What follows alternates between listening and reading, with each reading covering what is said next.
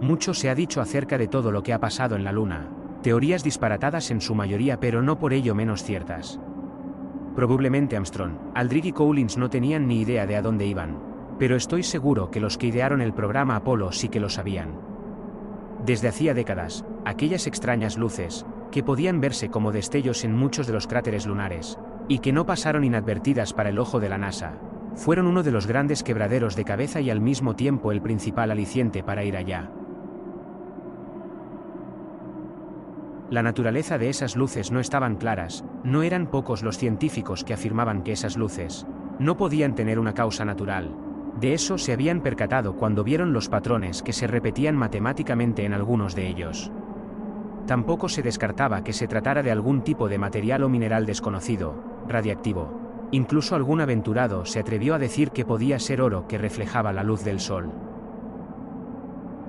Así pues, la NASA se puso en marcha para investigarlo, pues tengo que decir que la exploración espacial nunca se basó, o al menos nunca fue como primera opción la exploración espacial en busca del conocimiento, vida extraterrestre ni demás, solo había un objetivo: búsqueda de minerales y desarrollar la tecnología para ir allí a extraerlos. ¿A quién no le gustaría una mina de oro inconmensurable en la Luna, cuyo propietario no sería otro que el que llegara primero? No éramos los únicos que lo sabíamos, como pueden imaginar, los rusos también estaban al corriente. No podíamos consentir que llegaran a la Luna antes que nosotros y desde luego no podíamos permitir que si lo intentaban, tuvieran éxito. Era inquietante pensar en quién podía ser el causante de aquellos destellos, pues eran muy extraños y pese a las elucubraciones, desconocíamos su origen. Pero entonces, ¿quién podía ser? ¿Los alemanes? Bueno, en algunos círculos militares se rumoreaba que los nazis, en 1944 habían logrado llegar allí con sus naves Haunebu, incluso más allá, a Marte, donde ya habrían instalado sus propias bases militares. Las naves Haunebu eran uno de los muchos proyectos ultrasecretos del Tercer Reich, unos aparatos de diseño revolucionario y con una tecnología tan avanzada, que explicar su procedencia daría para mucho y en otro momento. Sin embargo, pese a que habían conseguido hacer real algunos de sus proyectos secretos, ese no se encontraba entre ellos, tal y como pudimos sonsacar a muchos de los científicos que trabajaron para los nazis y que después lo hicieron, bajo el ala del Pentágono, muy bien pagados por nuestro gobierno y decidiendo colaborar gustosamente a cambio de una soga en el cuello. Los rusos, obviamente tampoco, ya tenían bastante con haber traspasado la estratosfera después de achicharrar a innumerables perros, monos, prisioneros de guerra y patriotas que en pos de su país, dieron su vida solo para contentar a su gobierno en una carrera espacial que la tenían perdida nada más empezar. La llegada a la Luna no fue un milagro de la ingeniería como muchos dicen, fue un milagro a secas. Las probabilidades de llegar allí con éxito, tal y como se dijo a la prensa y tal y como creían saber los astronautas, eran del 90%, de aterrizar con éxito a la primera oportunidad, del 50% una estadística más que suficiente como para que a día de hoy, se cancelase el proyecto. Pero la verdadera cifra del éxito de la misión, era de menos de un 15%, para muchos ingenieros del 5%, y no fueron pocos los que afirmaron que eran prácticamente nulas. Una misión suicida, pero el jefe del proyecto, probablemente el más optimista de todos, pensaba lo contrario, y los astronautas, engañados, pensaban que todo sería mucho más fácil, estando el éxito de la misión asegurado, pues en realidad eran muchas cosas las que todavía se desconocían de la Luna. No me atrevo a imaginar las caras que pondrían cuando estuvieron a punto de morir, irradiados por los cinturones de Van Allen o posteriormente, cuando fueron a aterrizar. Un fallo en las coordenadas les desplazó más allá de donde estaba previsto el aterrizaje. A medida que Armstrong y Aldrin comenzaron a recorrer los 15 kilómetros para el descenso a la Luna, las posibilidades de no lograrlo empezaron a crecer y la incertidumbre empezó a apoderarse de ellos. Los audios que pudieron oírse en el centro de control de la NASA estaban llenos de nerviosismo. No se sabía qué era peor, si la tensión en la voz de los astronautas o el silencio cuando no hablaban. Unas 400.000 personas estuvieron involucradas en el proyecto Apolo de la NASA. Solo un reducido equipo de entre 20 y 30 personas estaban en aquel centro de control y los únicos que podían comunicarse con ellos. Una comunicación de pésima calidad, y penosa en todo momento, donde apenas podían entenderse más de 4 palabras seguidas de lo que los astronautas decían. El aterrizaje del módulo lunar Eagle fue accidentado, casi fatal, pero el despegue de vuelta fue aún peor, pues habían agotado casi todo el combustible de la nave, teniéndolo justo para poder regresar. Un mínimo fallo y hubieran quedado atrapados para siempre en la Luna, sin posibilidad alguna de volver y con muchas de morir. A los astronautas les enseñan que la muerte en el espacio puede ser una posibilidad más real y probabilística de lo que se esperaría, pero creo, personalmente, que ni Armstrong ni Aldrin ni Collins estaban realmente preparados para lo que iban a ver. La experiencia en la Luna y lo que se encontraron allí debió de ser menos gratificante que a los actores que les interpretaban en la película que más tarde se mostraría al mundo entero, calentitos dentro de sus trajes y bajo los focos del plató en algún lugar de Hollywood. Aunque algunos dicen que en el desierto de Nevada, ¿qué importa? No se sorprendan, había que vender bien la llegada a la Luna y lo cierto es que la llegada a la Luna fue una chapuza milagrosa que salvo unas cuantas rocas lunares, pocas pruebas por no decir ninguna, podía aportar de su autenticidad. Los rusos lo sabían, por supuesto, se enteraron gracias a sus labores de espionaje. No les sirvió de mucho, obviamente no podían decir ni pío y mucho menos chantajearnos, ya que nosotros podíamos también tirar de la manta, pues sabíamos de todas y cada una de las atrocidades que habían cometido hasta llegar a poner a Yuri Gagarin en el espacio. Ellos se quedaron con el mérito de ser los primeros en llegar al espacio y nosotros a la Luna, y así se acordó. Así pues puedo decir, no sé si con tanto orgullo, que si fuimos a la Luna, vaya que fuimos, pero no como se lo han contado a ustedes. Fue una misión muy peligrosa, casi suicida, cuyos protagonistas desconocían. No pocos fueron los sorprendidos al ver la cara de terror de Armstrong, Aldrin y Collins cuando salieron del módulo lunar, una cara que les duró muchas ruedas de prensa. Solo a los íntimos no extrañó que no quisieran volver jamás ni siquiera oír hablar de salir de nuevo al espacio. Las comunicaciones con la nave espacial eran pésimas, y en algunos momentos no podíamos comunicarnos con ellos, aunque nosotros sí podíamos oír sus palabras de angustia. Enseguida aparecieron los problemas en la antena de alta ganancia, el enlace de radio que permitía al centro de control hablar con Armstrong y Aldrin, así como recibir datos de los sistemas del módulo lunar. Sin una comunicación medianamente fluida era difícil que el módulo lunar pudiera aterrizar, pero, a pesar del caos y la información que se entrecortaba constantemente, los astronautas pudieron oír la orden de encender el motor y comenzar el estrepitoso descenso hacia la superficie lunar. Pero algo iba mal.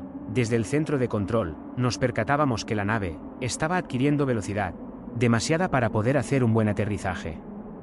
Armstrong también se dio cuenta de que estaban yendo demasiado rápido, pero se consiguió estabilizarla muy cerca del límite de seguridad.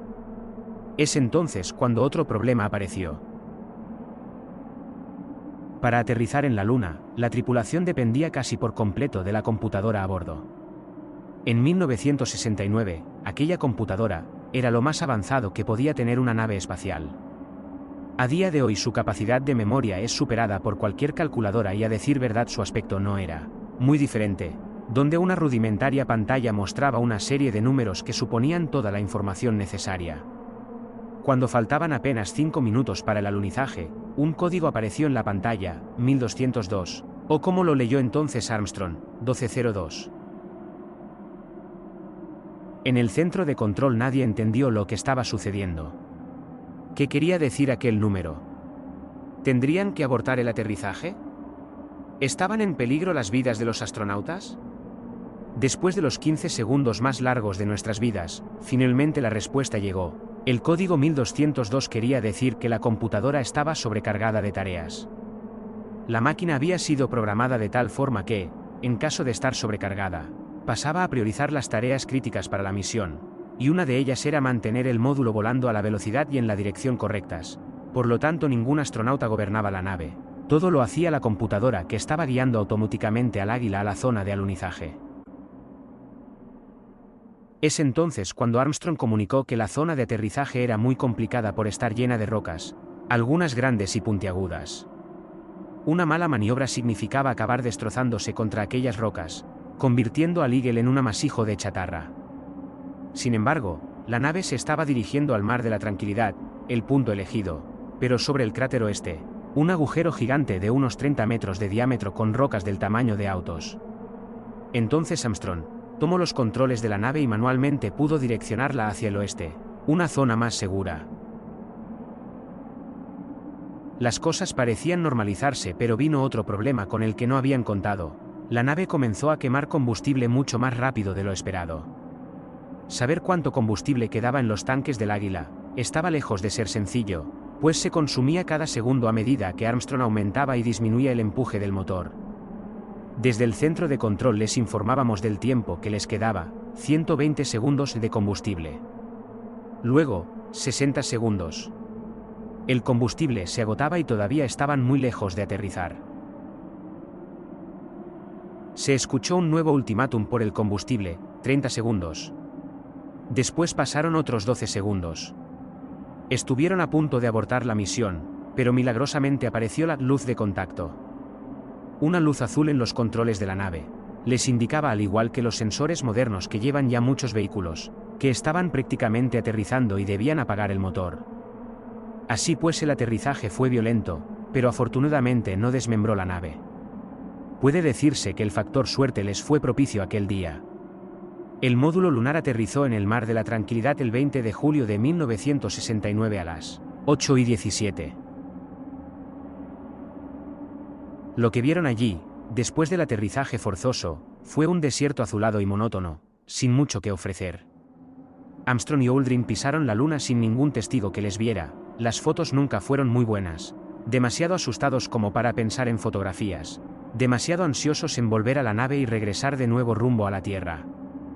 Pero tenían una misión que realizar, por lo tanto, se armaron de valor y fueron al cráter donde debían investigar aquellos misteriosos resplandores, a 2 kilómetros del estacionamiento de la nave, dejando a Collins completamente solo en el lugar más solitario que jamás imaginó, y pasando más miedo del que había experimentado nunca.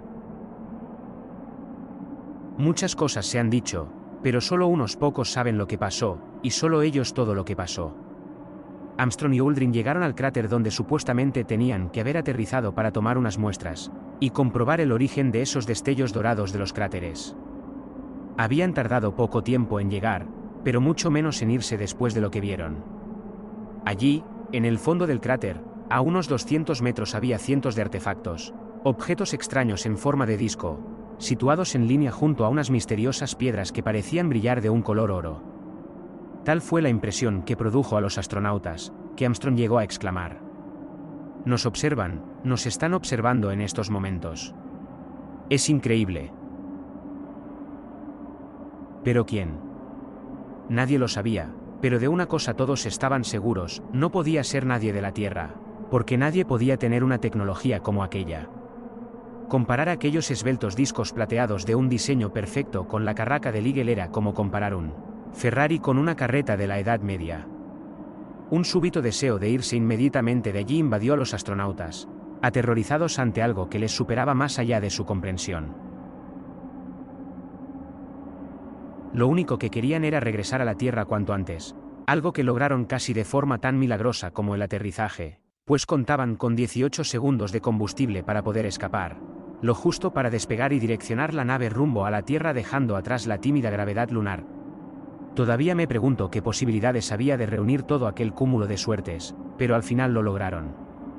Cuando llegaron a la Tierra y después de volverse archiconocidos como estrellas del rock, estos astronautas no quisieron saber nada más de la Luna, convirtiéndose en unos ermitaños de la ciencia. Eso es lo que Armstrong, Aldrin y Collins vieron, pero no fue nada comparado con lo que vimos nosotros. El entusiasmo por volver a la Luna y explorarla más a fondo era tan grande como el temor a encontrarse con aquello de nuevo, aunque la verdadera razón no era otra que la sospecha de encontrar minerales, y algunos de ellos como el titanio, del cual la Luna tenía en abundancia, eran de gran valor. He de decir que este fue siempre el principal motivo y no otro, de la exploración y conquista del espacio. Imaginábamos las riquezas que podía albergar la Luna, y nos sentíamos igual que los españoles en 1492, cuando descubrieron el Nuevo Mundo. Así pues, la Luna iba a ser nuestra y nos la quedaríamos para nosotros, y obviamente era fundamental no revelar el secreto y evitar a toda costa que otro se plantase allí antes. Nunca nadie pensó que un trozo de roca espacial, sin nada de vida, resultara tan interesante, pero cuanto más descubríamos acerca de la Luna, más extraño, interesante y fascinante resultaba todo. Las teorías científicas de la Luna y acerca de su origen ya no estaban tan claras. El alunizaje del Apolo 11 siempre estuvo lleno de incógnitas, y cuanto más se estudiaba la Luna, más extraña resultaba. Entre los cientos de anomalías que descubrimos, más que suficientes como para afirmar que la Luna no debería existir, estaba aquella que contemplaba que fuera hueca, y con esto quiero decir que tuviera grandes cavidades igual que un queso Gruyère, algo por otra parte bastante inverosímil para un cuerpo celeste. Sorprendentemente, esta idea ya había sido planteada por algunos científicos con anterioridad, pero se hizo más notoria, por primera vez en 1969, durante la misión de alunizaje del Apolo 11. Los investigadores de la NASA trataron de conocer mejor la composición de la Luna. Durante la misión Apolo 12, los astronautas Conrad y Alan realizaron una serie de experimentos sísmicos. Una vez que los astronautas del Apolo 12 estuvieron a salvo en el módulo de mando, estrellaron el módulo lunar contra la superficie de la Luna. El impacto fue equivalente a la detonación de una tonelada de TNT, y desencadenó lo que se conoce como un terremoto lunar, el primer terremoto lunar provocado por el hombre. Los sismómetros del PS registraron las vibraciones resultantes, que fueron mucho mayores y duraron mucho más de lo que los científicos habían previsto. Eran muy diferentes a las vibraciones de los terremotos que conocemos. Y la Luna resonó como si fuera una campana durante horas. A este hecho se sumaron unas fotografías un tanto llamativas de una de las sondas lunares, donde se mostraba lo que parecía una cueva, gigantesca, de unas medidas sospechosamente proporcionadas. Así pues, las razones para pensar que la Luna era relativamente hueca cobraban fuerza. Había razones para ir a la Luna una y otra vez, vaya si las había.